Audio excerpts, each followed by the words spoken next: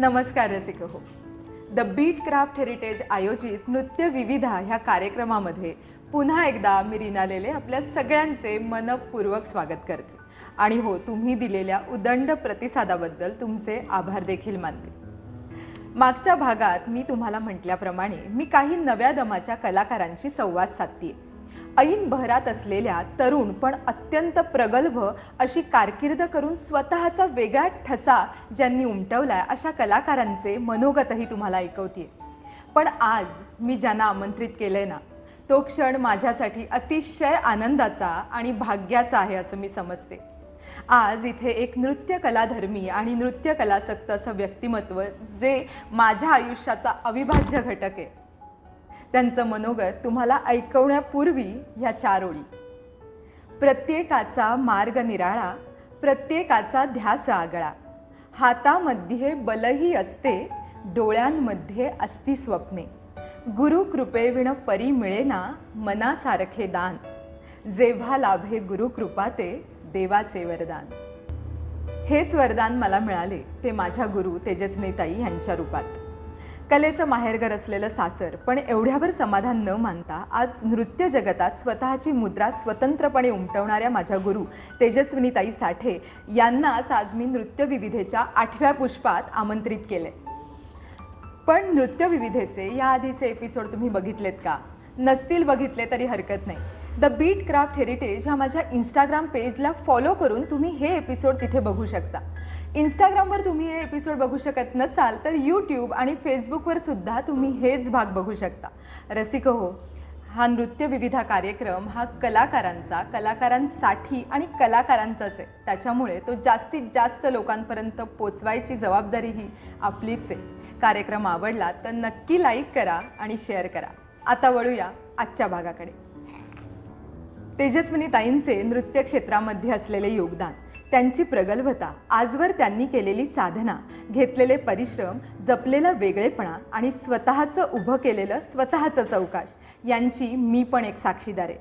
माझ्या तिच्याबरोबरच्या गेली काही वर्षांच्या प्रवासात तिच्याबद्दल कवयित्री हेमा लेले यांच्या 4 काव्यपंक्ती मला इथे आठवतात आणि त्या कायम मला समर्पक वाटतात. त्या ओळी आहेत: जरी पाठीवर असला आश्वासक हात, तरी सोपं नसतं जपणं सतत एक निजध्यास, कारण असा ध्यास जपताना नेहमी वाट्याला येत नाहीत वसंत ऋतूंमधले सुगंधी वारे, किंवा हवे तेव्हा झुळझुळत नसतात आपुलकीचे स्निग्ध झरे. वादळ वारा सोसावाच लागतो. कैक वेळेला उजेडाची दिशा धूसर करणारा मेघही दाटून येतो. आपला मार्ग हाच हे ठरेपर्यंत जीव अगदी मेटाकुटीला येतो. पण मग हे सारं झेलल्यावर येणाऱ्या तेजस्वी किरणांनी झळाळून निघालेली पूर्व दिशा मात्र कोणालाही झाकता येत नाही. मग एक एक पाऊल विश्वासाने टाकत निघालेली मनामधली जिद्द विजयाचं निशाण रोवल्याशिवाय राहत नाही. तेजस्विनीताईंची आजवरची वाटचाल ही अशीच आहे जणू. पण प्रथेप्रमाणे ताईची थोडक्यात ओळख करून देते. तेजस्विनीताईंचा जन्म 24 एप्रिल 1978 साली पुणे येथे झाला. वयाच्या 14व्या वर्षी त्यांनी गुरु पंडिता मनीषाताई साठे यांच्याकडे आपल्या नृत्याचे शिक्षण सुरू केले. मनीषाताईंच्या त्या शिष्या आणि स्नुषासुद्धा. पुढे पुणे विद्यापीठाच्या ललित कला केंद्रातून त्यांनी नृत्यामध्ये बॅचलर्स आणि मास्टर्स केले. त्याच्यानंतर गांधर्व महाविद्यालयातून नृत्यालंकार ही पदवीसुद्धा संपादन केली. त्यांच्या प्रदीर्घ अशा कारकिर्दीत त्यांनी गणेश फेस्टिवल पुणे, ओरा festival Aurangabad, Gaanvardhan music festival Pune, Vishnu Digambar Paluskar महोत्सव मुंबई, कालका बिंदादिन महोत्सव दिल्ली, स्वामी हरिदास संगीत संमेलन मुंबई, कटक महोत्सव ओरिसा, नोएडा सांस्कृतिक महोत्सव दिल्ली, तिरुपती महोत्सव तिरुपती या आणि अशा कित्येक महोत्सवात आपल्या नृत्य प्रस्तुतीने रसिकांची मने जिंकून घेतली. देशातच नव्हे तर देशाबाहेर जसं की America, Japan, France, Germany, Netherland, Austria इत्यादी ठिकाणी सुद्धा आपल्या नृत्य प्रस्तुतीने त्यांनी रसिकांची मने जिंकून घेतली. मानाचे असे कित्येक पुरस्कारही त्यांना मिळाले. सिंगारमणी पुरस्कार, गिरनार रत्न पुरस्कार, नृत्य कला सन्मान उद्योजिका पुरस्कार हे त्यातील काही पुरस्कार. दूरदर्शनच्या त्या मानांकित कलाकारही आहेत. तसंच तेजस्विनीताई साठे या Bharati Vidyapeeth school of performing arts Pune विद्यापीठाच्या ललित कला केंद्रात मानद गुरु म्हणून कार्यरत आहेत. तसंच शांभवीज इंटरनॅशनल स्कूल ऑफ कथकच्या त्या सहसंचालिकासुद्धा आहेत. की जिथे आज 300हून अधिक विद्यार्थिनी नृत्याचे विधिवत शिक्षण घेत आहेत. आता मात्र नावाप्रमाणे तेजस्वी आणि कर्तृत्ववान असलेल्या माझ्या गुरूंची आणि माझ्या सवयीच्या तेजूताईशी आपण गप्पा मारणार आहोत. नमस्कार ताई, तुझं खूप खूप स्वागत आहे माझ्या कार्यक्रमात.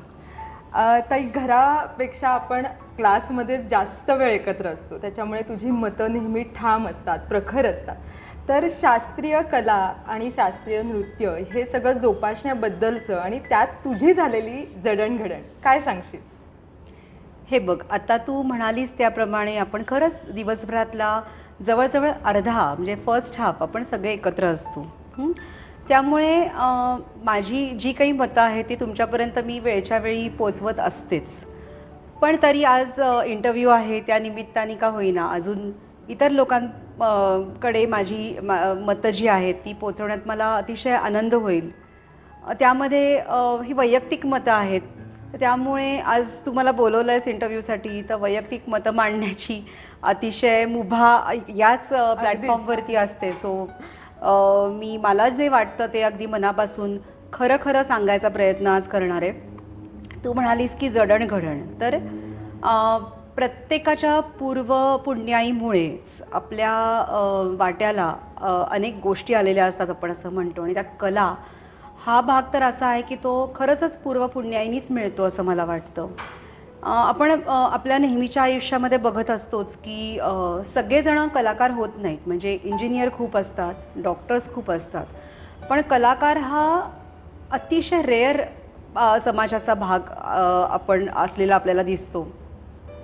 तर त्याच्यामागे काय असू शकतं, तर आपल्या घरातले संस्कार असू शकतात. म्हणजे लहानपणापासून जर आपल्या आईबाबांना या कलेची आवड असेल समजा, तर आपोआपच त्यांची जी मुलं असतात त्यांना एक कान मिळतो ऐकायचा. एखादं गाणं आवडणारं जर फॅमिली असेल तर त्या मुलाला लहानपणापासूनच एक शास्त्रीय संगीताचा एक कान मिळतो. और असं आपण म्हणू शकतो की एखाद्याच्या घरी काही आध्यात्मिक बैठक असेल समजा, तर त्या व्यक्तीला आपोआपच अध्यात्माची आवड निर्माण होते, त्याच्यामध्ये काही अभ्यास करावा असा वाटतो. ह्या गोष्टी आपल्या संस्कारामध्येच लहानपणीच्या येतात असं मला वाटतं. आणि त्याचप्रमाणे माझंही झालं की माझे बाबा सतार वाजवायचे आणि ते सतत रेडिओ चालू असायचा, तर त्यामुळे गाण्याचा कान मला लहानपणापासून थोडा थोडा तयार झाला. म्हणजे आजही मी काही शास्त्रीय गाणं काही शिकत नाही, इच्छा खूप आहे पण शिकत नाही आहे, पण मी राग पटकन ओळखू शकते. तर त्याचं ते कुठेतरी तो पूर्वसंस्कार आपण असं म्हणू शकतो. माझ्या मते मी जरा उशिराच एका चांगल्या गुरुकडे गेले. तुम्हाला सगळ्यांना माहिती आहे, माझ्या गुरु पंडिता मनीषाताई साठे यांच्याकडे मी वयाच्या 14व्या वर्षी गेले.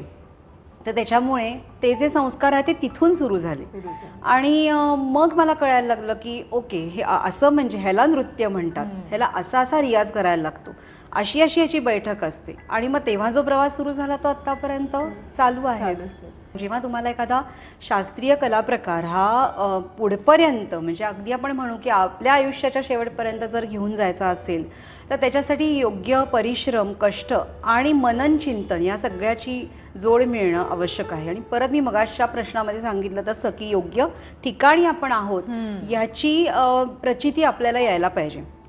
आणि ही प्रचिती केव्हा येते? साधारण कळत्या वयामध्ये, म्हणजे 14, 15, 16 जे वर्ष असतं त्यामध्ये थोडा आपल्याला अँगल आलेला असतो की ओके, मी आहे ती बरोबर ठिकाणी आहे आणि आता मला ह्याच्या पुढचा प्रवास इथेच करायचा आहे.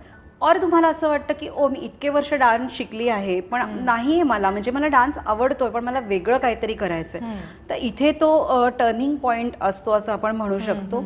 आणि तू मगाशी म्हणालीस तसं की शास्त्रीय कला कशा जोपासाव्यात, काय करावं त्याच्यासाठी माझं मत असं आहे की जेव्हा तुम्ही एखादी कला ॲज अ करिअर म्हणून की पाहता त्याच्याकडे, तर तेव्हा परत सगळ्यात महत्त्वाचं त्याचा रियाज असणं आवश्यक आहे. म्हणजे प्रॅक्टिस आणि रियाज यातला फरक तुम्हाला तेव्हा कळतो जेव्हा तुम्ही एखादी गोष्ट सिरियसली करायला लागता.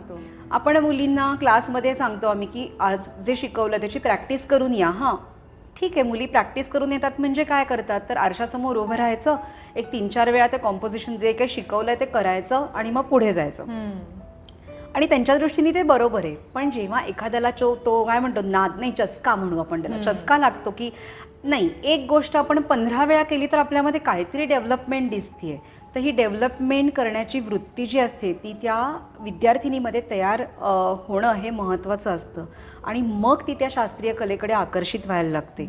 मग त्याला तिची मजा, त्या कलेची मजा तिला कळायला लागते. जसं आपल्या सगळ्यांच्या बाबतीत झालं की अगदीच आपण पहिल्यांदा कसं करायचो लहान असताना की हां ताईंनी शिकवलंय ते करायचं आणि क्लासमध्ये जायचं. पण जेव्हा आपण ते करतो तेव्हा त्या म्हणतात की नाही बाबा हे बरोबर नाही आहे, अजून तू नीट करू शकतेस, तू अजून कर, ही तू प्रॅक्टिस केली आहेस पण करेक्शन्स करून आली नाही आहेस. तर ती जी करेक्शन्स करणं, रियाज करणं, मनन करणं, चिंतन करणं, या गोष्टी या शास्त्रीय कला जोपासण्यासाठी आपल्या अंगात भिनवण्यासाठी हे अत्यंत आवश्यक असतं.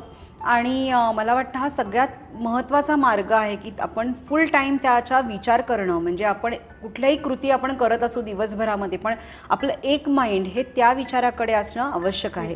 कारण हे महत्त्वाचं आहे, कारण याला परत शास्त्राची चौकट आहे ना. आपण परत बॉलिवूड किंवा फिल्म डान्सकडे येऊ शकतो, कारण ते आपण बघून शिकू शकतो.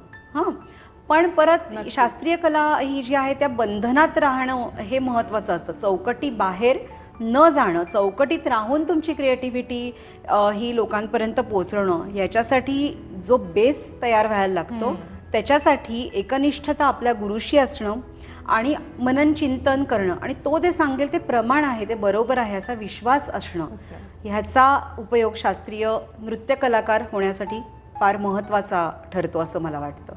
खूप छान ताईंनी शास्त्रीय नृत्याबद्दल म्हणा, शास्त्रीय कला जोपासण्याबद्दल सांगितलं. पण त्याच्यातला एक पॉईंट खूप महत्त्वाचा आहे, तो म्हणजे आपल्याला जसा हवा तसा गुरु मिळणं. खूप छान ताई, आज तू आलीस तर नृत्याबद्दलचे प्रश्नच विचारणार मी तुला. तर नृत्याचा वेगवेगळ्या टप्प्यांवर कसा विचार व्हावा, म्हणजे एकतर आनंद मिळवण्यासाठी किंवा करिअर ओरिएंटेड म्हणून काय काय सांगशील? ह्याच्यामध्ये खूप प्रश्न येणार आहेत तुझ्यासाठी. म्हणजे तुला असं म्हणायचं आहे की तू नेहमीसारखेच मला खूप प्रश्न विचारणार आहेस आज आणि अजून काय काय काढून घ्यायचा प्रयत्न करणार आहेस? आज तोच प्रयत्न आहे माझा. पण हो, मला आवडेल हे तुला काय काय गोष्टी अजून कदाचित वेगळ्या निघतील त्याच्यातून. हे बघ, सगळ्यात पहिल्यांदा महत्त्वाची गोष्ट अशी आहे की कला ही स्वांत सुखाय असते. म्हणजे स्वतःच्या सुखासाठी, स्वतःच्या आनंदासाठी कलेचा सगळ्यात जास्ती प्रमुख उपयोग किंवा आपोआप जो इन्स्टिंक्ट असतो एक आपल्यामध्ये की आपल्याला काहीतरी परफॉर्म केल्यानंतर आरशासमोर जरी परफॉर्म केलं तरी आपल्याला छान वाटतं.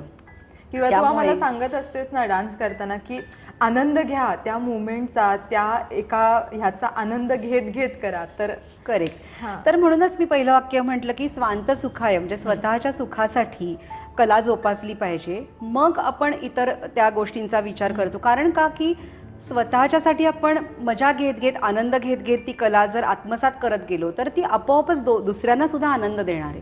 आपण स्वतः जर कन्फ्यूज असू आतमध्ये आपल्या की अरे आपण करतोय ते बरोबर आहे का चूक आहे, आपल्याला हे येतं आहे का नाही येते, का आपण स्वतःवरच काही न करता खुश होतोय आणि आपल्याला वाटतंय की आपण बरोबर करतोय, त्या तिन्ही गोष्टींमधला फरक हा वेळच्या वेळी कळायला पाहिजे.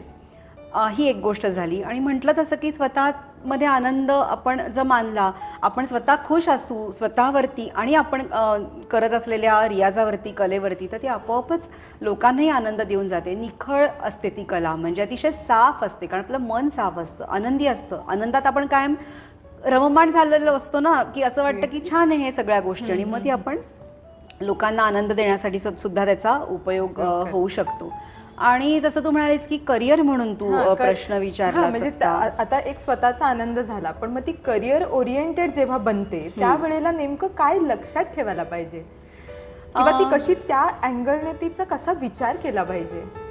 सो आपण जेव्हा एखादी कला ही करिअर म्हणून निवडतो, तर तेव्हा मी मगाशी म्हटल्याप्रमाणे आपण एका सर्टन स्टेजला आलेलो असतो. असं नाही होत की लहानपणी आपण क्लासला गेलो आणि म्हणतो हा आता मला यामध्ये करिअर करायचं, असं होत नाही. इच्छा असते, पण तिथपर्यंत पोचण्याचा मार्ग हा महाकठीण असतो. त्याच्यामुळे त्या सगळ्याच मुली तिथपर्यंत पोचतील असं आपण म्हणू शकत नाही. पण मग साधारणतः आपण असा विचार केला की विशारदपर्यंत ज्या मुली येतात, तर ह्या साधारण विशारदपर्यंतचा काळ हा असतो एक 11, 12, 13 वर्ष त्या मुली शिकत असतात कंटिन्युअसली.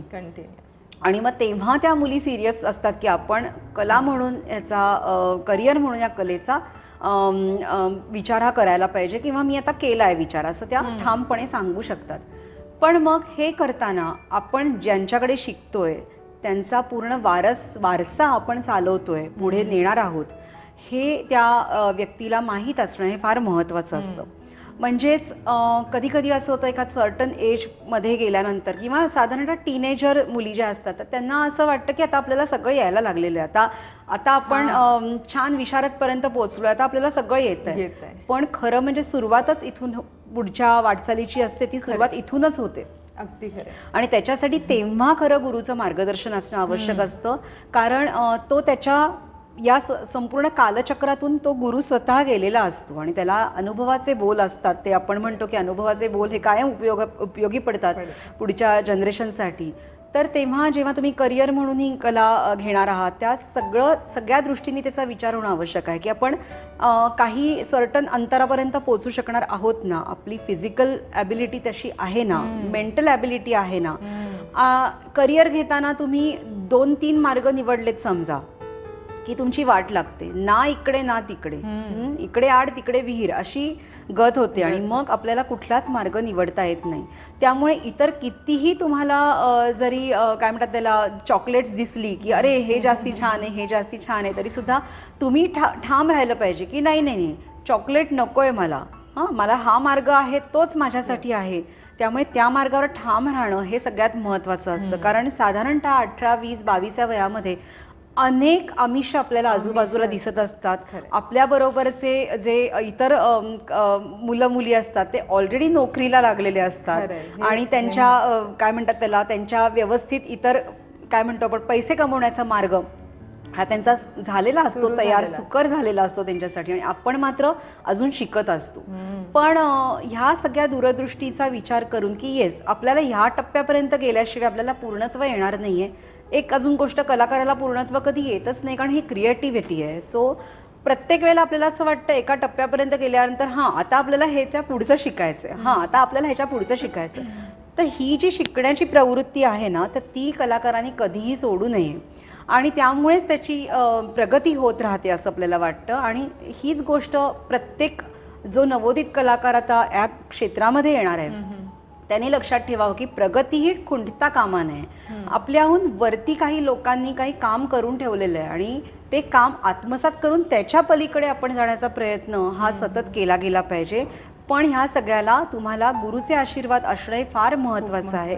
परत कारण आपण चौकटीत राहून काम करणारे लोक आहेत, चौकटी बाहेर जायचं आपलं ध्येय नाही. पण तेच की आता मी मास्टर्स केल्यानंतर मला असं समजलं की अजून इतकं शिकण्यासारखं आहे, पण हा जो विचार आहे की अजून शिकण्यासारखं इतकं आहे की आत्तापर्यंत मी काहीच नाही शिकली, मग त्याला कसा कुठे बांध घालायचं, कसं ठरवायचं की अरे बापरे की अजून आहे. कारण तुला आता माहिती आहे की कितीतरी गोष्टी अजून तू आम्हाला शिकवतेस, तेव्हा असं वाटतं अरे बापरे हे शिकायचं आहे, काहीच झालेलं नाहीये असं वाटतं. बरोबर, असं होऊ शकतं. कारण कसं होतं, मी म्हटलं तसं क्रिएटिव्हिटी असते. तर तुम्हाला हे सगळ्यांना माहिती आहे, माझ्या सगळ्या स्टुडंट्सना, की मी काही घरून येताना ठरवून येत नाही की आज हे शिकवायचंय. कितीतरी वेळा आपण असं ठरवतो की उद्या ना तुम्हाला मी हे शिकवीन आणि मी ते आठवडाभर शिकवत नाही आणि तिसरंच मी काहीतरी शिकवते. कारण का माहिती नाही मला, कारण का. म्हणून मी म्हणते की हे कुठेतरी आहे, अंतराळामध्ये कुठेतरी आहे, जे चांगल्या वाईब्स मला देतात आणि म्हणतात की चला हे आज तू शिकवायचंस. आणि ह्यात काही मी खूप आध्यात्मिक किंवा एकदम स्पिरिच्युअल वेगळ्या गोष्टी काही सांगायचा प्रयत्न करत नाही आहे. पण हे तुमच्या डोळ्यासमोर घडतं की काहीही मी न विचार करता पुढे येते आणि एखादा सिलसिला सुरू होतो तिथून आणि तो इतक्या वेगळ्या वळणावर जातो आणि थांबतो. बरोबर आहे. तर त्यामुळे अशी क्रिएटिव्हिटी कायम कलाकाराकडे असतेच ना. तर त्यामुळे आपल्याला असं बांध घालता येत नाही की हे आता हे कम्प्लीट झालं, आता ह्याच्या पुढचं आपल्याला येतंय, असं होत नाही. एक मात्र गोष्ट त्याच्यामध्ये आहे की आपण सगळेजण आता सिलेबस वाईज शिकतोय. तर आपण एक टप्पा गाठण्यासाठी कुठेतरी त्याला एंड पाहिजे ना, काहीतरी एंड पाहिजे, शिकण्यासाठी नाही, त्या एक टप्पा पूर्ण करण्यासाठीचा एंड. तर म्हणून आपण अलंकार देतो ना परीक्षा. तर ते सिलेबस वाईज शिकण्याचं महत्त्व असं आहे की तुम्हाला म्हणजे जे कोणी शिष्य लोक आहेत, स्टुडंट्स आहेत, त्याला आणि त्याच्या गुरुला किंवा टीचरला काहीतरी एक बॉर्डर लाईन पाहिजे की बाउंड्री लाईन पाहिजे की ह्या वर्षात हे सिलेबस कम्प्लीट झालं पाहिजे.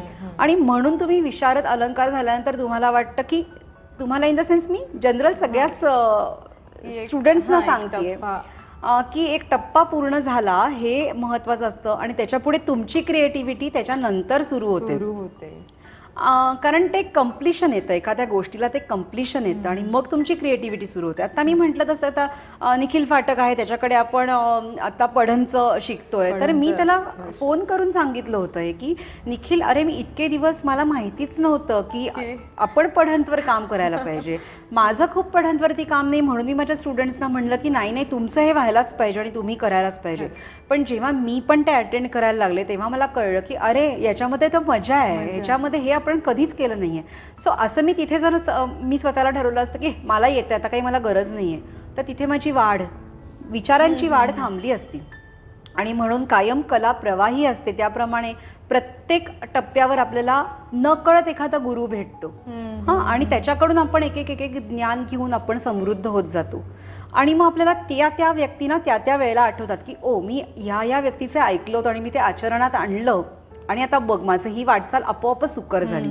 पुढे तू गेलीस की वाटतं की अरे अच्छा या व्यक्तीने असं केलंय, आपणही हे सहज साध्य करू शकतो, मग का नाही करायचं. तर ह्या ज्या गोष्टी असतात म्हणून म्हटलं की प्रवाह एक मिळत जातात आणि मग त्याची नदी किंवा समुद्र होतो. अगदी तसंच आहे कला प्रवाही होण्याच्या मध्ये किंवा एखादं करिअर म्हणून तुम्ही कला जेव्हा घेता तेव्हा ह्या सगळ्या गोष्टी त्या स्टुडंटला लक्षात ठेवायला लागतात. पण ते ह्याच्यामध्ये ना दोन मुद्दे असे आहेत की एक तर स्वतःची डेव्हलपमेंट आणि दुसरं असं की ती दुसऱ्याला आता शास्त्रीय जे आपण शिकतो तेच जर का आपण बघितलं तर आपण समेला वा असं म्हणतो, पण सर्वसामान्य माणूस ज्याला सम म्हणजे काय कळू नाही शकत, तर ती दुसऱ्याच्या आनंदासाठी किती असावी. शास्त्रीय बद्दल मी बोलीन कारण की आपल्याला कळत्यात त्या गोष्टी समोरच्याला पटकन नाही, ते एवढंच म्हणणार की छान डान्स करतात. पण काय वाटतं तुला ती लोकाभिमुख किती असावी. हे बघ, दोन गोष्टी याच्यामध्ये आहेत. सगळ्यात महत्त्वाची गोष्ट, आपण जो डान्स फॉर्म शिकतो तो सगळ्यात लोकाभिमुख असा आहे, म्हणजे लोकांना अतिशय आवडणारा, अपील होणारा असा आहे. कारण एकतर त्याची भाषा ही ब्रिजभाषा किंवा हिंदीच्या जवळची अशी भाषा ही आहे, त्याच्यामुळे आपण ऑलरेडी लोकांच्या जवळ असतो. कथक डान्सर्स इतर लोक जवळ नसतात असं नाही मला म्हणायचं आहे, पण भाषा हा एक मोठा क्रायटेरिया आहे. मग त्या लोकांना काय करायला लागतं, म्हणजे भरतनाट्यम असू दे, मोहिनीअट्टम असू दे, इतर कुठल्या ओडिसी असू दे, तर ते भाषिक असतील समजा, तर ते त्याच्यामध्ये त्यांना कळू शकतं की ओ हे आहे. हां, किंवा एखादी तालसंकल्पना जरी असेल तरी ती त्यांना थोडीफार ते एक्सप्लेन करू शकतात त्यांच्या लँग्वेजमध्ये. आता कथकमध्ये आपण म्हणतो त्याप्रमाणे आपण तालच प्रेझेंट करतो. कथकचं हे वैशिष्ट्यच आहे की ताल आपण प्रेझेंट करतो. सो सगळ्यात एक अजून चांगली बाब अशी आहे की आपण पढन करू शकतो किंवा आपण माईकवरून सतत लोकांशी कनेक्टेड राहू शकतो आणि तेव्हा आपण लोकांना सांगू शकतो. प्रत्येक प्रेझेंटेशनमध्ये थोडासा भाग असा असला पाहिजे, मला वाटतं की तो सर्वसामान्य लोकांना कळेल. फॉर एक्झाम्पल, बिरजू महाराजींनी आता केलंच ना गिनती हा प्रकार जो आहे तो कोणालाही असं नाहीच आहे की तो कोणाला कळत नाही. बरोबर आहे, कारण आयुष्यात आपण जे आकडे वापरत असतो त्याच्यात आपण ते डेव्हलप आणि किती हजारो लाखो कॉम्पोजिशन्स याची झालेली आहेत. म्हणजे महाराजींनी सुरुवात केली आणि सगळे आर्टिस्ट ते वापरायला लागले कारण लोकांना मजा येते. प्रत्येक लोकांना काही शास्त्रीय संगीत नृत्य कळतच असं नाहीये, पण काही लोकांचं असं असतं की त्यांना एकदा दोनदा सांगितल्यानंतर ती सम त्यांना हळूहळू कळायला लागते. आणि परत तेच आहे की आम्हाला गाणं कळत नाही, आम्हाला नृत्य कळत नाही, आम्हाला शास्त्रीय नृत्य कळत नाही किंवा शास्त्रीय गाणं कळत नाही. मग असा प्रश्न पडतो की अच्छा तुम्हाला वेस्टर्न कळतं का. मग त्याच्यामध्ये पण खूप साऱ्या गोष्टी आहेत, त्याच्यामध्ये पण सायन्स आहे एक प्रकारचं. म्हणजे तुम्हाला फक्त फास्ट बीट्स आहेत म्हणून तुम्ही वेस्टर्नकडे आकृष्ट होताय का, तुम्हाला त्यामध्ये कळलंय सगळं, त्याच्यामध्ये पण शिकण्यासारख्या गोष्टी आहेत म्हणून तुम्ही त्याच्याकडे शिकलायत तुम्ही आणि आकृष्ट होताय. हा दोन महत्त्वाच्या बाबी आपण विचारात घ्यायला पाहिजेत आणि आपणच ॲज अ आर्टिस्ट आणि शास्त्रीय नृत्य कलाकार म्हणून लोकांना समजावून सांगायला पाहिजे की अरे नाही असं म्हणू नका की मला गाणं कळतं थोडंफार, डान्स तर अजिबातच कळत नाही, असं न करता ते दोन्ही एकमेकांच्या जवळ जाणाऱ्या कला आहेत. त्याच्यामुळे तुम्ही नक्की नृत्याचे कार्यक्रम बघायला या. आज ह्याच्यावरून मला अजून एक गोष्ट तुला सांगावीशी वाटते की असं फार दुःख होतं ही गोष्ट सांगताना, पण बऱ्याच शास्त्रीय संगीत संमेलनामध्ये नृत्य नसतंच. खरंय. म्हणजे गाणं असतं, इन्स्ट्रुमेंटल हां, गोष्टी असतात, बरोबर. बाकी सगळ्या कीर्तन असतं. फॉर एक्झाम्पल एखादा लोककला प्रकार तिथे असतो, पण शास्त्रीय नृत्याला असं काही वेगळं स्थान महोत्सवांमध्ये दिलं आहे असं काही होत नाहीये. आत्ता काही महोत्सव आहेत जे फक्त नृत्य महोत्सव म्हणून आत्ता आपल्याला येताना बाहेर पडताना दिसत आहेत. पण आता आपण म्हटलं तसं की सवाई गंधर्वमध्ये इतक्या दिवसांमध्ये फक्त एकच नृत्य कलाकाराला बोलवलं जातं. तर ह्याचं खूप वाईट वाटतं. मग लोकांपर्यंत नृत्य पोहोचणार कसं? गीतम वाद्यम तथा नृत्यम ही व्याख्याच करून ठेवलेली आहे, तर ते आपण लोकांपर्यंत पोहोचवलं पाहिजे. बरोबर आहे. मग त्याच्यासाठी अशा महोत्सवांमध्ये नृत्य कलाकाराला बोलवणं हे फार महत्त्वाचं असतं. आणि त्यामुळे हळूहळू लोकांना ह्याची सवय होते, ऐकण्याची, बघण्याची आणि समेला दाद द्यायची. आणि मगाचा तुझा पॉईंट असा होता की कसं सर्वसामान्यांना कळेल की ही सम म्हणजे आहे. मग आपल्यात आपण बदल करायचे, ते नाही. कसं करायचं? आपल्यात म्हणूनच म्हटलं की आपल्यात आपण बदल कितपत करायचे, आणि थोडेसे. आणि आपण खूप करूही नाही शकत. जसं आपण म्हणतो की मीठ, लोणचं ह्याचं जे स्थान असतं की नाही आपल्या जेवणामध्ये, तेवढेच बदल करायचे. बाकी आपण त्यांना समजून घ्यायला लावायचं की हे असं असं आहे. अभिनयामध्ये तर तू बघतच असशील की कथकमधला अभिनय इतका सुंदर म्हणजे कशा दृष्टीने सुंदर असतो की तो आपल्या रोजच्या जीवनाच्या अतिशय जवळ जाणारा असतो. त्याच्यामध्ये मुद्रा अभिनय खूप नसतो. जसा इतर शास्त्रीय कला आहेत, म्हणजे नृत्य कला आहेत, ज्याच्यामध्ये भरतनाट्यम असू दे, ओडिसी असू दे, बाकी मोहिनीअट्टम असू देत, ह्या सगळ्यामध्ये अतिशय मुद्रांचा प्रखरतेने वापर केलेला असतो. तेवढा वापर हा कथकमध्ये करत नाहीत. त्यामुळे आपण जनरल आपण कसं असं बोलवतो घरी नेहमी सुद्धा, तसंच आपण बोलवतो, असं बोलवतो, राईट. तर त्यामुळे हे पटकन लोकांना कनेक्ट होणारं नृत्य आहे. त्यामुळे आपण खरं घाबरायची काही गरजच नाहीये की लोकांना कसं कळेल. बघायला लागलं की कळेल. बघायला मात्र त्यांना उद्युक्त केलं पाहिजे, बाकी काही नाही. सो शास्त्रीय कला किंवा शास्त्रीय नृत्य हे मोठ्या संख्येने येऊन बघणं हे खूप इम्पॉर्टंट आहे. ताई, हा व्ह्युअर्स चॉईस क्वेश्चन आहे असं म्हणायला हरकत नाही, कारण तो क्वेश्चन आधी मी तुला सांगते. तो प्रश्न असा आहे की तुझ्या कोरिओग्राफीज लोकांना इतक्या आवडतात की आम्ही जेव्हा ते स्टेजवरून ग्रीन रूममध्ये जातो त्यावेळेला पहिला क्वेश्चन असतो, ए सांग ना ताई हे कसं करते. सो हा मला विचारायला सांगितला आहे स्पेशली तुला क्वेश्चन की तू काय विचार करतेस ग कोरिओग्राफीमध्ये, आणि आमच्यावर त्या तू बसवतेस. मी खूप फॉर्च्युनेट आहे. हे बघ, बरं अगदी खरं सांगू का, मला पण आवडतात माझ्या कोरिओग्राफीज, कारण त्या कशा बनतात ना हे मलाच माहिती नाही आहे. मगाशी म्हटलं ना स्वांत सुखाय, त्याचा हा एक भाग आहे. मी आत्ता म्हणते तो की स्वतः मला कोरिओग्राफीज करताना खरंच इतकी मजा येते ना, तर त्यामुळे ती मजा जी आतून मी घेते, आनंद जो मला आतून होतो, तो तुमच्यामध्ये मी उतरवायचा प्रयत्न करते कायमच. आणि तो उतरतो. मला दिसतं की तुम्हालाही ते करताना मजा येते. त्यामुळे ते कंपोजिशन अतिशय खुलतं, अतिशय सुंदर बनतं. सो तू प्रश्नाकडे येते तुझ्या की तू हे कसं सगळं करतेस. तर मी त्याच्या मागचा तू एखादं जेव्हा आपण कंपोजिशन ऐकतो तेव्हा काय तुझ्या मनात येतं किंवा त्याचा वेगळा ठसा उमटतोच, काय सांगशील? अगदी खरं सांगायचं तर गेल्या 8-9 वर्षामध्ये जेव्हा मी SISK इथे बघायला लागले, सांभाळायला लागले, तर तेव्हापासून मी कोरिओग्राफीज करायला लागले. त्याच्या आधी मी काहीही कोरिओग्राफीजबद्दल विचार केला नव्हता. 1-2 वेळेला केला असेल जेव्हा मी मास्टर्स करत होते, की जेव्हा आपल्याला स्वतःची कोरिओग्राफी करायला लागते. तर तेव्हाच्या विचारानंतर मला तर काही आठवत नाही आहे की मी वेगळी कोरिओग्राफी कुठल्या ग्रुपची केली आहे. असं करून माझ्या लक्षात काही नाही आहे. पण जेव्हा एखादी गोष्ट आपल्यावर पडते तेव्हा आपल्याला जाणीव होते कधी कधी की येस मला हे करता येणार आहे. प्रयत्न करून बघते. एखादी काही गोष्ट चुकली तर त्यात काही नाही, आपण प्रयत्न तर करून बघूया आणि आपल्याला चुका सांगणारे लोक आपल्या अवतीभोवती आहेत त्यांचं ऐकूया आणि मग पुढे जाऊया. असं आपण एखाद्या विषयामध्ये उतरण्याचा प्रयत्न करतो. जसं आपण म्हणतो की पाण्यात उतरल्याशिवाय पोहता येत नाही, तर तसंच ह्या महासागराचं तसंच आहे ना, की कलेचा महासागर आहे. त्यातला एखादा पार्ट आपण शिकायचा प्रयत्न करतो तेव्हा चुका या होत राहतात. पण फॉर्च्युनेटली मला तो जो एक कोरिओग्राफीचा आय आहे तो होता असं मला वाटतं. कारण लहानपणापासून ना काही काही गोष्टी आपण विचार करत जातो, तर तेव्हा आपल्याला कळतात की मला ना ड्रेस सेन्स खूप चांगला होता पूर्वी. तेव्हा असं काही फॅशन वर्ल्ड किंवा आत्ताच्या मुली कसं रील्स करतात किंवा वेगवेगळ्या फॅशन शोज आपण बघू शकतो इंटरनेट मार्फत, तसं काहीच नव्हतं ना. पण मी असं सांगू शकायचं की हे 2 कपडे मॅच होतील किंवा हे तू जर कॉम्बिनेशन केलंस की वरती हे घातलंस खाली हे घातलंस तर ते मॅच होईल, हे इंडो वेस्टर्न दिसेल, असं मी माझ्या मैत्रिणींना सांगू शकायचे. किंवा आपण एखादी गोष्ट बघतो ना की एक पूर्ण एखादी व्यक्ती आहे, तिला आपल्याला तयार करायचं आहे समजा, तर मी तिला अशी तयार करून द्यायचे, ह्याच्यावर हेच घाल, ह्याच्यावर हे घाल, हे इकडे सरकव, हे असं कर, म्हणजे ते चांगलं दिसेल. तर हे हळूहळू ते कुठल्या तरी याच्यामध्ये इम्प्लिमेंट व्हायला लागतात गोष्टी. आणि जेव्हा मला असं एखादं म्युझिक मी ऐकते ना, तर तेव्हा मला असं कळतं की येस, या म्युझिकवरती आपण चांगली कोरिओग्राफी करू शकतो. अर्थात मी म्युझिकल कोरिओग्राफीज जास्ती केल्या आहेत एक्सप्रेशनल कोरिओग्राफीजपेक्षा किंवा डान्स ड्रामापेक्षा. मला करायचं, मला इच्छा आहे खूप की एखादा छान डान्स ड्रामा करावा म्हणून. त्यामध्ये नाट्य नृत्य दोन्हीचा समावेश असला पाहिजे असं करून.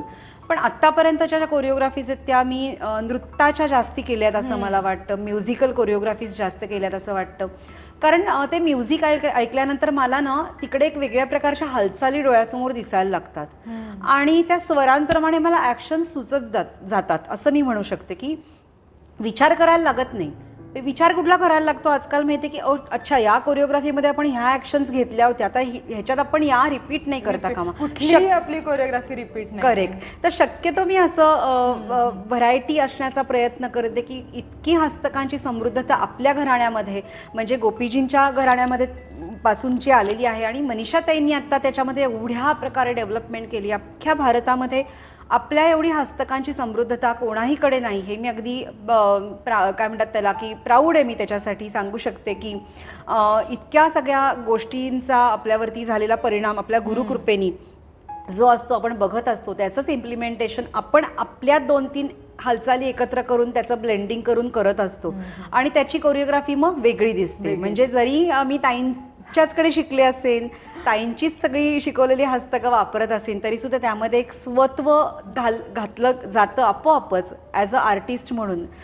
ती क्रिएटिव्ह आर्ट आहे असं म्हणून, आणि मग ती कोरिओग्राफिकली ॲक्शन्स या दिसतात. आणि मी मगाशी म्हटलं जसं की मला म्युझिक ऐकून फॉर्मेशनसुद्धा दिसतात की ह्या मुली इकडून इकडे जातील, या कोरिओग्राफीमध्ये 8 मुली ओके, या कोरिओग्राफीत 3च मुली बास आहेत, हे मला सुचत जातं. आणि ती देवाची कृपा आहे माझ्यावरती असं मी म्हणू शकते. आणि या कोरिओग्राफीज बनत जातात जसे तुम्ही शिकता. पण मग आता तू आम्हाला जर का एखादा आता म्युझिकच धरू आपण, तर मग तू कसं सांगशील की आम्ही कशी सुरुवात करायची गं? म्हणजे तू काय मार्गदर्शन करशील आम्हाला, असं तुझ्यासारखी कोरिओग्राफी करण्यासाठी काय मार्गदर्शन करशील? म्हणजे सुरुवात कशी करायची? कारण माझा पण हा प्रश्न असतो की अरे बापरे, आता ऐकलं जसं तू मला सांगते नाही कर तुझं हां, पण तेव्हा पहिला प्रश्न असतो आता कसं ती सुरुवात काय करायची, कसा विचार करायचा त्या संगीताचा? परत ते झालं की सगळ्या कला या एकमेकांमध्ये मिसळलेल्या आहेत. गायन, वादन, नृत्य, नाट्य, साहित्य, काव्य या सगळ्याच ललित कला आहेत ना. तर त्या कलांचा अभ्यास असणं, अगदी जाऊन तुम्ही तिथे चित्र काढायला पाहिजेत, काढलं तर वेल अँड गुड, पण नाही काढलं तरी सुद्धा चित्र काढायला पाहिजेत असं नाही. पण एक तो दृष्टिकोन तुम्ही ठेवला पाहिजेत. संगीत ऐकलं पाहिजेत. आता तर एवढं अवेलेबल आहे संगीत यूट्यूबमुळे, इतके सुंदर सुंदर कलाकार आहेत. म्हणजे क्लासिकल म्युझिक जसं आपण ऐकतो तसं वेस्टर्न म्युझिकही आपल्याला इझिली ऐकायला मिळतं. तर हे सतत, म्हणून मी म्हटलं ना मगाशी की त्यामध्ये कला जेव्हा आपण एखादं करिअर म्हणून घेणार आहोत हे आपण ठरवतो, त्यामध्ये राहणं आवश्यक असतं. म्हणजे 24 तासातले आपले जे काही तास हे आपण देतोच नृत्यासाठी, पण उरलेले तासामध्ये एक बॅकग्राऊंडला काहीतरी ते चालू असणं आवश्यक असतं. आणि मग आपोआपच त्याचा वेगळा काही जाऊन अभ्यास करायला लागत नाही. आपल्याला कळतं की हे हे हे हे म्युझिक आहे आणि केवळ डान्ससाठीच बनलेलं आहे. काही म्युझिक, आता आपण खूप गोष्टी ऐकतो की शास्त्रीय एखादी बंदिश असेल, पण ते बंदिशीमध्ये काय असतं, खूप सारे आलाप असतात, बोलताना असतात, बोल आलाप बोलताना, आणि मग रिपिटेशन्स खूप असतात. तर तशी एक चार पाच वेळा ती रिपिटेशन झाली तर आपण त्याच्यावरती अभिनय करू शकतो, पण त्याच्याहून जास्ती आपण करू शकत नाही. करू शकतो पण लिमिटेशन येतं मग. म्हणजे मग ते आपल्याला कळायला पाहिजे की एखादी बंदिश आपण निवडली आहे तर ती डान्ससाठी योग्य आहे का, किंवा एखादा तराणा निवडलाय तो डान्ससाठी योग्य आहे का. डान्समध्ये आपण काय करतो, म्हणजे कथकमध्ये आपण सम दाखवतो, समेकडे पोचायचं असतं सतत आपल्याला, तर ते कॉम्पोजिशन ती सम दाखवतीये का. तर ह्या सगळ्या गोष्टी आधी बघायच्या आणि मग त्याचा स्वरांचा विचार करायचा की खालचे स्वर काय आहेत, वरचे स्वर कसे आहेत, मग त्या ऍक्शन्स आपण तशाच केल्यात का. एखादा वरचा सा असं असेल तेव्हा आपण खाली हात देतोय, हे चूक आहे काहीतरी. तर सा जशी म्युझिकची वॉन्ट आहे, त्या स्वराची जशी वॉन्ट आहे, तसा आपला हात साला असा वरच गेला पाहिजे. तर तो आस्पेक्ट जो कोरिओग्राफिकली आपण बघतो की दोन्ही ते मॅच ब्लेंड होणं आवश्यक आहे एकमेकांमध्ये. हे वेगळंच चाललंय बाबा गाणं, एक इन्स्ट्रुमेंट वेगळंच वाजतंय आणि डान्सर तिसरंच काहीतरी करते, असं नाही होता कामा. मग आपण कधी कधी जेव्हा लहान असतो तेव्हा जोशामध्ये करतो कोरिओग्राफी. आणि खरं सांगायचं ना रीना, तर ते करूनच कळतं की ओ आपण ह्याच्याऐवजी जर तिकडे थोडं असं केलं असतं ना तर हे बरोबर मॅच झालं असतं. सो तुम्ही करायला हरकत नाही कोरिओग्राफी, पण ती सतत चेक करून घ्या. जोपर्यंत तुम्हाला तुमचा कॉन्फिडन्स येत नाही आणि ते योग्य पद्धतीने पोचत नाही आहे लोकांपर्यंत, असं वाटतं की हां कोरिओग्राफी तर चांगली आहे पण काहीतरी मिसिंग होतं याच्यामध्ये, जर तुमचा छाप पडत असेल तर तुमच्याकडे सिनियर लोक आहेत तर त्यांना तुम्ही ताळून पडताळून घ्या की आहे का हे बरोबर चाललंय का ताई माझं. मग ताई सांगेल तुमची और टीचर सांगेल की रीना हे ओके पण आता ह्याच्या पुढे असं त्याला अँगल दे. आणि मग तो अँगल तुम्हाला मिळाला ना की कदाचित जो तुमचा गुरु त्याच्यावरती विचार करतो त्याच्यात वेगळाच विचार एखादा तुमच्या कोरिओग्राफीचा होऊ शकतो. सो सुरुवात कशी करायची, एका सोप्या भाषेमध्ये की एखादं कॉम्पोजिशन घ्यायचं 1-2-2.5 मिनिटाचं आणि कोरिओग्राफ करायचं आणि दाखवायचं की हे असं असं आहे, हे योग्य चाललंय का. योग्य चाललं असेल तर ताई मी पुढे बसवते, नसेल चाललं तर प्लीज यू गाईड मी की काय करायचं. सिम्पल.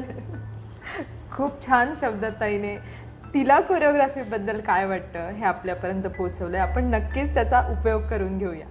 रीना, कोरिओग्राफीचा तो प्रश्न विचारलास त्यामध्ये अतिशय महत्त्वाचा पॉईंट जो मी कायम फॉलो करते तो असा आहे की जी कोरिओग्राफी आपण करतोय त्याच्यासाठी असणारा कॉस्ट्यूम, त्याचं डिझायनिंग, त्याचे कलर्स, मला ना अतिशय व्हायब्रंट कलर्स कायम आवडतात. मला अर्धी कलर्स आवडत नाही, कारण मला स्वतःला त्याच्यामध्ये फ्रेश नाही वाटत. ती ऊर्जा जी बाहेर यायला पाहिजे ना ती व्हायब्रंट कलर्समधून जास्ती बाहेर येते असं मला वाटतं कायम. त्यामुळे आपल्या सगळ्या कोरिओग्राफीजचे जे कॉस्ट्युम्स आहेत तेही लोकांना आवडतात. म्हणजे फक्त कोरिओग्राफीच आवडतात असं नाही आहे. सो तोही एक फॅक्टर फार महत्त्वाचा आहे. आणि तुला हे माहिती असेलच की आपल्या सगळ्या कोरिओग्राफीजमधले साधारणतः कॉस्ट्युम्स हे सगळे एकसारखे असतात. हां, त्यामुळे सगळ्या मुली सारख्या दिसतात. मला बरेच लोक प्रश्न विचारतात असं की कॉस्ट्युम्स का सगळ्यांचे सारखे आहेत. त्याचं कारण असं आहे की तो जो एकत्रित जो इम्पॅक्ट ऑडियन्सवरती कोरिओग्राफीचा झाला पाहिजे तो त्या कॉस्ट्युम्समुळे सुद्धा होतो असं मला वाटतं. सिंक्रोनायझेशन त्यामध्ये दिसतं. त्यामुळे मग ते अतिशय काय म्हणतात त्याला लोकांना अपील होतं की वा काय सुंदर आहे, सगळ्या एकसारख्या करतात असं लोकांना जेव्हा वाटतं ते मला जास्ती आवडतं. म्हणजे त्याच्यात ना एक असा क्वेश्चन, म्हणजे मी आपण कुठला तरी आता मध्यंतरी प्रोग्राम केला त्याच्यानंतर मला अशी कोणीतरी विचारणा केली की अगं सगळ्या मुली सेम करतात ठीक आहे अगदी, म्हणजे तुमचा हात सेम असतो पण मग त्या मुलीचं स्वतःचं त्याच्यामध्ये काही उतरत नाही. तर ह्या संदर्भात मी असं जाणते की मग म्हणून तर ग्रुप कोरिओग्राफी असते. काय सांगशील, तुझं काय मत आहे? हे बघ, जे लोक असा प्रश्न विचारतात तर त्यांना हे मला सांगावंसं वाटेल की हेच तर अवघड आहे. इंडिव्हिज्युअल आपल्या हाताची 5 बोटंही सारखी नसतात, मग सगळ्या मुलींना एकसारखं करायचं आहे, किती अवघड काम आहे. असं जमत नाही इतरांना, आम्हाला ते जमलंय. So we are lucky, right. हां, त्यामुळे कारण ती परंपरा आहे ना. आम्ही जसं आमच्या गुरूंकडनं शिकलो, मनीषाताईंकडनं शिकलो की हे स झालं पाहिजे, हात इथे च आला पाहिजे, हे बेंडिंग असंच झालं पाहिजे, तेव्हा वरतीच बघायचं आहे, एवढ्याच डिग्रीला बेंड करायचं आहे. हे किती अवघड आहे, खूप अवघड आहे. बरोबर आहे. हे सगळ्यांना करेक्ट, हे सगळ्यांना जमत नाही. त्यामुळे प्रश्न जे विचारणारे लोक असतील त्यांच्यासाठी हा प्रश्न म्हणून एक त्यांनी पिल्लू सोडून दिलं असेल, पण ही सोपी गोष्ट नाही आहे, हे नक्की ध्यानात ठेवलं पाहिजे. आणि दुसरी गोष्ट जसं तू म्हणालीस की ग्रुप कोरिओग्राफी आहे, मग त्यामध्ये एकाचा अँगल असा, एकाचा असा, एकाचा असा, असं चालणारच नाही आहे ना. म्हणूनच तो इम्पॅक्ट जो आपला सगळ्यात बेस्ट असतो, सगळ्या कोरिओग्राफीजमध्ये आपली कोरिओग्राफी जी बेस्ट दिसते त्याचं कारणच हे आहे की सिंक्रोनायझेशन त्या त्या अँगलला त्या त्या मुलींनी केलेला विचार, त्या मुलींचेही कष्ट आहेत त्याच्यामध्ये की बाई ग, प्रत्येकाला समजा प्रत्येकाचं पोश्चर वेगळं असतं ना, तर प्रत्येकाला पोश्चर तसं बनवायला लागतं की ओके माझ्या शेजारची मुलगी अशी आहे ना, मग मी अशी नाही होऊन चालणार. सो ते पोश्चर बनवण्यासाठी ती विद्यार्थिनी असते, तिला शेजारच्या आपल्या 2 व्यक्तींचा, पुढच्या मागच्या आपल्या कलिग्सचा विचार करायला लागतो. आणि हे सगळ्यात कोरिओग्राफीतलं मर्म आहे चांगली कोरिओग्राफी होण्यासाठीचं, की आपण एकमेकांचा विचार करतो. आणि एकमेकांचा विचार केव्हा होतो, जर तुमच्यामध्ये एकजूट असेल. एकजूट कधी दिसते, तुमच्या सगळ्या गोष्टी सारख्या असतील. म्हणजेच परत आला ना विषय तोच की एकसारखा एक असणं हे महत्त्वाचं आहे. आणि तू म्हणालीस की इंडिव्हिज्युअलिटी कशी दिसणार, प्रत्येक मूल हे वेगळं असतं. प्रत्येकामध्ये क्रिएटिव्हिटी वेगळी असते. करा ना सोलोमध्ये, मग तुमची क्रिएटिव्हिटी दाखवा, काहीच हरकत नाहीये. पण तरी तुझं एक वाक्य मला आठवते, म्हणजे आता तुझ्याशीच बोलत असल्यामुळे मला ती वाक्य आठवतात. तरी तू आम्हाला असं सांगत असतेस, तुम्हाला करायचंय सारखं, पण जेव्हा ग्रुपमध्ये असू तेव्हा आपला विचार करायचा की लोक आपल्याच वेळेस कसं बघतील. सो त्याच्यामुळे आम्ही प्रत्येकजण हाच विचार करतो आणि अजूनच त्याच्यामध्ये सारखेपणा येतो. हे तुझं वाक्य मला फार आठवतं आणि कारण लक्षात असतं. बरोबर आहे. हे बघा, आपलं फुटेज आपण घ्यायचंच असं आहेच ना. आता समजा 8 मुली करतायत, तर प्रत्येक मुलीला वाटणारच ना की स्टुडंटना की लोकांनी माझ्याकडेच पाहिलं पाहिजे. करा प्रयत्न तसे, खुलवा तुमचा चेहरा तसा, बघा कशी अट्रॅक्ट होतात लोक. आणि असं करण्यामुळेच आपल्या ग्रुपमध्ये इतकी एनर्जी आहे ना, टचवूड, म्हणजे बाय गॉड्स ग्रेस की इतकी एनर्जी आहे. त्यामुळे ह्या सगळ्या कोरिओग्राफीज चांगल्या दिसतात. आणि परत एक ह्यामध्ये गोष्ट अशी की लहानपणापासून आम्ही पण कोरिओग्राफीजमध्ये भाग घेत आलोय ना मनीषाताईंच्या. सो ते विचार 80% त्यांचे विचार आपण घेऊन जातो, आपल्या गुरुचे विचार आपण 80% घेऊन जात असतो असं मला वाटतं. आणि 20% आपली स्वतःची जी क्रिएटिव्हिटी असते त्यामध्ये ओततो. ताई, कलेचं माहेरघर असलेलं तुझं सासर, अरे वा, सगळे हे आपण सगळे जाणतो, पण त्याच घरात राहून तुझा वेगळा ठसा तू उमटवलायस. त्याच्या मागचं काय रहस्य आहे, आणि असं ज्यांचं असेल त्यांनी त्या दिशेकडे वाटचाल कशी करावी? हे बघ, मी अगदी पहिल्या प्रश्नामध्ये तुला उत्तरात सांगितलं की काहीतरी पूर्वजन्मीची पुण्याई असते की आपला गुरु आपल्याबरोबर 24 तास मिळेल. सो किती कमी लोकांना असं मिळत असेल ना की आपला गुरु 24 तास आपल्याबरोबर आहे. आणि बरं, हे आपोआप घडलेलं आहे, ठरवून कुठल्या गोष्टी होत नाहीत. सो मी कायम असं सांगते की मला एका जन्मामध्ये 2 आई मिळाल्या, म्हणजे माझी एक स्वतःची आई आणि मनीषाताई. पण त्यांना मी आई म्हणत नाही, ताईच म्हणते, कारण मी पहिल्यापासून त्यांना ताईच म्हणत आली आहे म्हणून. आणि शांभवी ताई सगळ्यांना तुम्हाला माहिती आहे.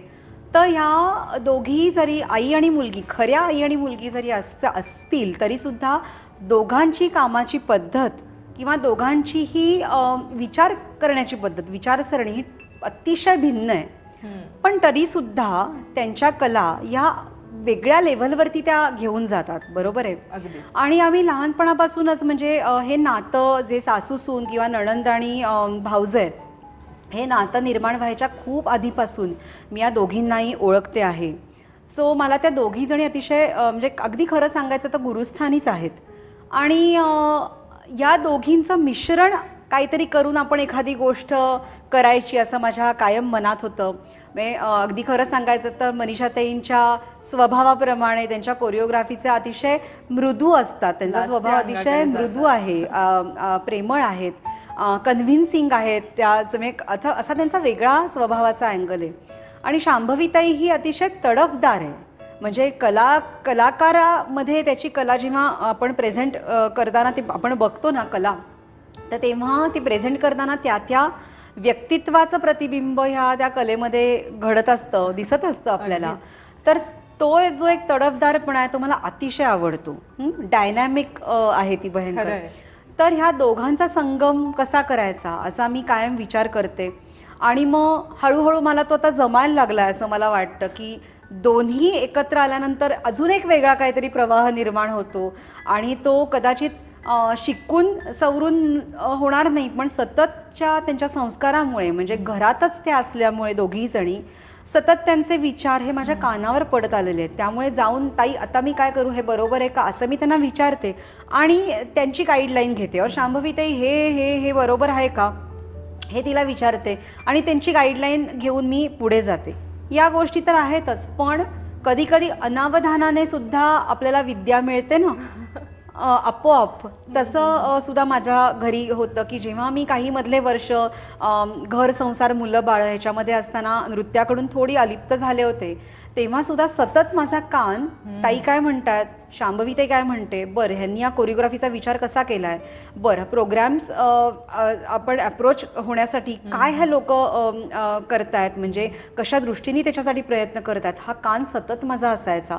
आणि त्याचा उपयोग मला आत्ता व्हायला लागला की मला ते सगळ्या गोष्टी इझिली माहिती झाल्यात की हे असं हे असं केलं की आपल्याला पुढच्या गोष्टींकडे जाता येईल, पुढच्या टप्प्यांकडे जाता येईल. सो तो आपोआपच विचार होत गेला. आणि कदाचित ताई एक प्रकारचं प्रेशर असतं ना की ऑलरेडी एक म्हणजे एक सेट करून ठेवलेला एक टप्पा, त्याच्या आपल्याला खाली उतरताना गेलो तर वरच. सो हे प्रेशर किती जाणवतं तुला? अगदी खरं सांगायचं तर हो आहे, हे प्रेशर आहे. हां नक्कीच आहे, पण कारण मी तुझ्याबरोबर असते त्याच्यामुळे मला माहिती आहे की तुला किती प्रेशर असतं. बरोबर, तर हे प्रेशर आहे, असणारच. त्याच्यामुळे दोन गोष्टी होतात. एक गोष्ट होते काय की आपण त्यांनी जे गोल सेट केलेले आहेत ना तिथपर्यंत तरी जायलाच पाहिजे, ही एक महत्वाकांक्षा असते. आणि दुसरी गोष्ट म्हणजे की आपण त्याच्यावरती जायचा प्रयत्न करण्यासाठी आपल्याला गाईडलाईन घरीच आहे, मग घाबरायचंय कशाला. हां चुका आपल्याला लगेच कळणारच आहेत. बरं माझ्या घरी असं काही नाही आहे, मनीषा ते असं कधी म्हणत नाहीत की अगं नाही ही पूर्ण चुके, हे तू करायचं नाही असं कधीच म्हणत नाहीत. त्या मला म्हणतात की हे तू कर, ओके मला नाही पटलं पण तुला पटलंय ना, मग तू पुढे जा, काही गडबड झाली तर आय एम विथ यू. पण त्या म्हणतात की हां ओके मी सांगितलेली ॲक्शन तू नाहीच घेतली आहेस का शेवटी, बरं ठीक आहे पण चांगलं दिसते तू, काही जे काही केलंयस ते चांगलं दिसतंय. ही एक शाबासकीची जी थाप असते ना ती असणं फार महत्त्वाचं असतं. आणि मी लकी समजते स्वतःला की ती माझ्या मागे आहे, अतिशय मोठं पाठबळ आहे माझ्या मागे. एक तो ऑरा असतो आपल्या मागे आणि त्याचा उपयोग आपल्याला पुढच्या वाटचालीमध्ये होतोच. जसं तू म्हणालीस तसं की त्याचं प्रेशर तर आहेच, पण प्रेशर मी कसं घेते की ते प्रेशर म्हणून घेत नाही, त्याच्या उपर आपल्याला सेल्फ डेव्हलपमेंट करता येईल म्हणून त्याचा मी वापर केला आतापर्यंत. आणि मी तो तसाच करत राहीन नक्की. ताई आता परदेशातही आपल्या ब्रांचेस आहेत, आपण तिथे प्रोग्रामही जाऊन केलेले आहेत. कसा रिस्पॉन्स आला ग तिकडे आपण प्रोग्राम, कारण आपल्या ब्रांचेस आहेत तिथे आणि तिथे आपण जाऊन परफॉर्म करतोय, काय एक्सपिरियन्स होता? या प्रश्नाला थोडा एक पाटा फोडते आणि तुला सांगते की माझं ड्रीम होतं की परदेशामध्ये स्वतःच्या ब्रांचेस सुरू करायचं. इवन माझं हे पण ड्रीम होतं की माझ्या स्टुडंट्सना मी कधीतरी घेऊन जाईन माझ्याबरोबर परफॉर्म करायला, जसं मी मागच्या वर्षी केलं. कारण ना मी मनीषा ताईंबरोबर गेले होते, एकदा जपानला गेले होते त्यांच्याबरोबर जेव्हा मी डुएट केलं, आणि त्याच्यानंतर मी US ला त्यांच्याबरोबर पहिल्यांदा गेले की शांभवी ताई, मनीषा ताई आणि 3 आम्ही स्टुडंट्स होतो. तर तेव्हा म्हणजे ही गोष्ट मी सांगते 99 मधली, तर तेव्हा मी ठरवलं होतं की जेव्हा मी डान्सर होईन, कारण तेव्हा माहिती नव्हतं की मी खरंच होणार आहे का, जर मी तेच करिअर घेणार आहे का. आणि जेव्हा मी डान्सर होईन तेव्हा मी माझ्या स्टुडंट्सना घेऊन नक्की परदेशात जाईन आणि कला सादर करीन. हे माझं ड्रीम होतं आणि ते 2019मध्ये ते मी कंप्लीट केलं असं म्हणू शकते. आणि अजून एक चांगलं काम असं झालं की ज्या जर्मनीच्या स्टुडंट्स म्हणजे मला ज्यांनी अप्रोच केलं होतं की असं असं मी तुमचे यूट्यूब व्हिडिओज बघितलेत आणि आमच्या मुलींना तुमच्याकडे शिकवायचं आहे, सो तेव्हा मी त्यांना म्हटलं होतं की काय हरकत नाही आपण सुरू करूया, पण जर्मनीमध्ये एखादं परीक्षा देण्यासाठी सेंटर आहे का की जिथून त्या मुली सिलेबस तर आपण कंप्लीट करू पण त्या परीक्षा देऊ शकल्या पाहिजेत, म्हणजे मग त्या मुलींनाही थोडंसं एक एम राहतं की आपल्याला प्रॅक्टिस करायला पाहिजे, त्या ठिकाणापर्यंत पोचण्यासाठी आपल्याला काहीतरी अचीव करायला पाहिजे रोजच्या प्रॅक्टिसनी. तर त्यातल्या एक पेरेंट आहेत त्या म्हणाला की ताई इथे तसं काही नाही आहे. पण मग मी आपले जे शारंगधर साठे आहेत HOD भारती विद्यापीठचे, तर त्यांच्याशी कन्सल्ट करून जर्मनीमध्ये एक सेंटरही ओपन झालं आहे आता, जिथून सगळ्या मुली परीक्षा देऊ शकतात आणि त्यांना ऑथेंटिक सर्टिफिकेट आपल्या भारतीय विद्यापीठ युनिव्हर्सिटीतर्फे मिळू शकतं. सो हे खूप एक चांगलं काम माझ्याकडनं आपोआपच घडून गेलं असं आपण म्हणू. आणि मग लोक जेव्हा आपल्याला एखाद्या कामाचं सर्टिफिकेट मिळतं ना, तेव्हा लोक त्याच्याकडे आपोआपच आकृष्ट होतात की येस आपण हे करतोय आणि त्याची एक परीक्षा आहे आणि आपण त्याच्या स्टेप बाय स्टेप परीक्षा देऊन पुढे पुढे जातो. हे सर्वसामान्य काय सगळ्या लोकांना अट्रॅक्शन असतं त्या गोष्टीचं. तर तो एक भाग तिथे आपण केलाच.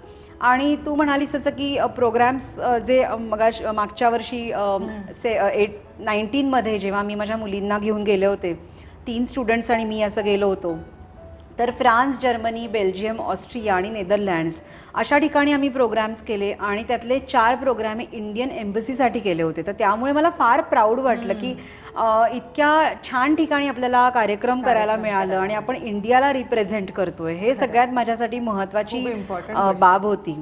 आणि मग हे कार्यक्रम बघून अजून मुलींनी किंवा त्यांच्या पेरेंट्सनी चौकशी केली की आम्हाला असं असं शिकायचं आहे. सो डिस्टन्स लर्निंग प्रोग्राम जे आत्ता खूप ठिकाणी चालू आहे, तर तो पूर्वीच सुरू झाला. म्हणजे इवन मनीषा ते पण अमेरिकेच्या खूप स्टुडंट्सना शिकवायला लागल्या होत्याच, पण आत्ता तो सगळीकडे ह्या कोविडच्या काळामध्ये तो अतिशय प्रभावीपणे करतायत सगळे. शांभवीताई पण करते आहे. सो तो तेव्हाच आमचा 19मध्ये सुरू झाला होता आणि हळूहळू करत स्टुडंट्स वाढत गेल्या.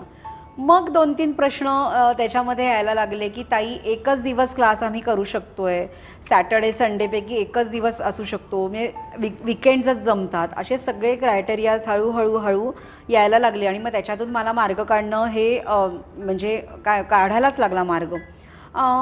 कारण मला हे नक्की कळत होतं आत्ता इकडे प्रोग्राम्स करून आल्यानंतर की खूप चांगल्या प्रकारे प्रोग्राम्स लोकांनी पाहिलेच नव्हते.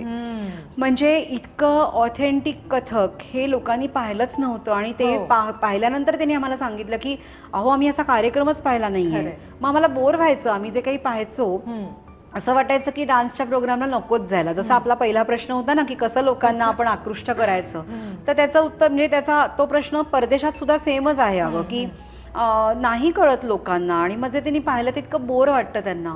पण मग आपल्याला कळायला पाहिजे की त्यांना काय छान दिसेल, एकसारखं दिसेल, हे त्यांना दाखवायला पाहिजे. आणि मग ते आपोआपच आपल्याकडे आकृष्ट होतात. मग अशी म्हटलं त्याप्रमाणे सॅटर्डे संडेमध्येच त्या बॅचेस घ्यायच्या. त्यामुळे मग टाइम स्लॉट तो तसा ठेवायला लागायचा. हा बोल काय. म्हणजे मला असं म्हणायचं होतं, आता कोविडमुळे आपणही आपल्या बॅचेस इथे असून घरी घेत होतो ना, पण तुझं असं किंवा आता आम्हालाही कळलं की शास्त्रीय नृत्य हे घरात बसून शिकण्याचं नाही, त्या मुली परदेशात आहेत. ठीक आहे. तर त्यावेळेला म्हणजे हे जनरल हा क्वेश्चन आहे की त्यावेळेला त्या मुलींना ह्या शास्त्रीय नृत्याची गोडी टिकवून ठेवणं, जसं आम्ही इथे स्टुडंटना शिकवतो तरी रोज काहीतरी वेगळं करायला लागायचं, हे तर परदेशात आहेत. तर त्यासाठी मी असं विचारते की शास्त्रीय नृत्य त्यांच्या मनापर्यंत पोचायला, त्याच्यातनं त्यांना आनंद मिळवायला वेगळे काही प्रयत्न तू त्याच्यात करतेस का, किंवा त्याची गोडी तशीच्या तशी कशी टिकवून ठेवायची, कारण त्या नाही भेटणार आहेत लवकर. बरोबर आहे. आपण वर्षातनं एकदा जाणार. बरोबर आहे. बघ ना, आता ह्यातल्या काही स्टुडंट्स असे आहेत की ज्यांना आम्ही असं पाहिलं पण नाहीये. 3-4 स्टुडंट्स जे अगदी सुरुवातीला इंट्रोड्यूस झाल्या मला, त्यांना मी प्रत्यक्ष भेटले. पण आता बऱ्याच स्टुडंट्स आहेत जो त्यांना आपण प्रत्यक्ष भेटलोही नाहीये, पण त्यांच्यासाठी खूप कष्ट करायला लागतात. त्यांची आवड जोपासण्यासाठी फार कष्ट आहेत.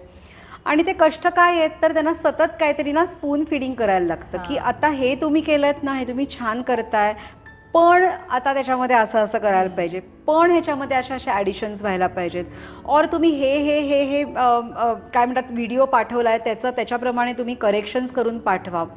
असं पहिल्यांदा खूप मला अवघड गेलं. पण तू म्हणतेस तसं की आता आपण सगळेच ऑनलाईन क्लासेस घेतोय, तर ह्याची आता सवय झाली आहे की त्या मुली वेळच्या वेळी व्हिडिओज पाठवतात. कारण त्यांना माहिती आहे ना की ताई खूप काही लाड करत नाही, लांब असेल तरीसुद्धा ती ओरडते, तिचा चेक असतो. जरी माझी कुठली स्टुडंट शिकवत असेल जर्मनीतल्या मुलींना तरीसुद्धा प्रत्येकीचे व्हिडिओज मला दिसायलाच पाहिजेत, हा माझा आग्रह असतो. त्याच्यामुळे त्या जरा अलर्ट असतात. पण तिकडचे काही पेरेंट्स असतात आणि त्यांना टीचर आणि स्टुडंट इथल्या डिफिकल्टीज काही वेळेला कळत नाही की काय असतं. त्या मला असं विचारतात की ताई आता 1 वर्ष झालं आता ठीक आहे ही परीक्षा एका वर्षाने दिली पण पुढची परीक्षा जी साधारणतः मध्यमा प्रथम असते तिला 2 वर्ष लागतात द्यायला. सिलेबस कंप्लीट व्हायलाच एवढा वेळ लागतो.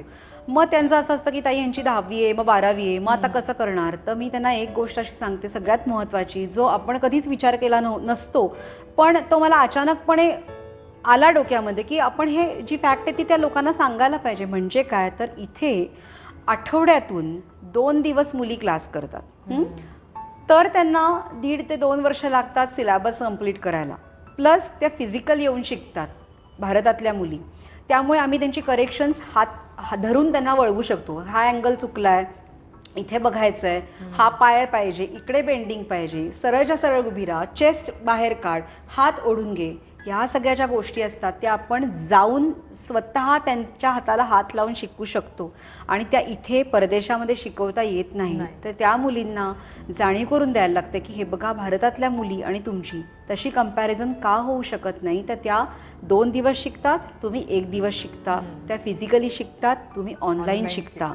तर तुम्हाला हे कायम लक्षात ठेवलं पाहिजे की तुमची प्रॅक्टिस जी असते ती त्यांच्यापेक्षा कमी पडते. मग त्याच्यासाठी तुम्हाला जास्ती एफर्ट्स घेणं हे महत्त्वाचं असतं. पण तरी त्या कला जोपासतायत हे खूप महत्त्वाचं आहे माझ्यासाठी. आणि ते मी शक्य तेवढा प्रयत्न करणार आहे की त्या मुली हा dance class in the sense Kathak शिकणं सोडणार नाहीत.